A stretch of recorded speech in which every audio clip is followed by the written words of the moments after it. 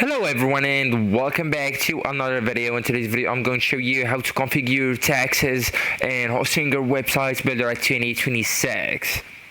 So at first you will need to get access to your source tax settings, and to do that you will need to go with the left hand menu, click on the websites option, go with the websites list, and here you will need to choose the websites that you want to configure the taxes on it, and click on the manage source next to it. And there you go. So from the left sidebar you will need to click on the settings option, and then just scroll until you can see the taxes on the menu and just click it just like so.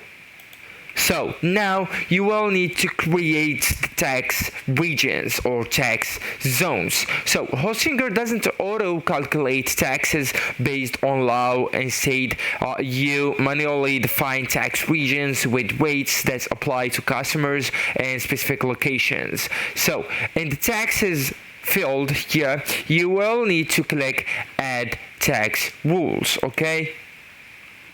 And then just name the tax region, for example EU or yeah, exactly, or USA for example, okay?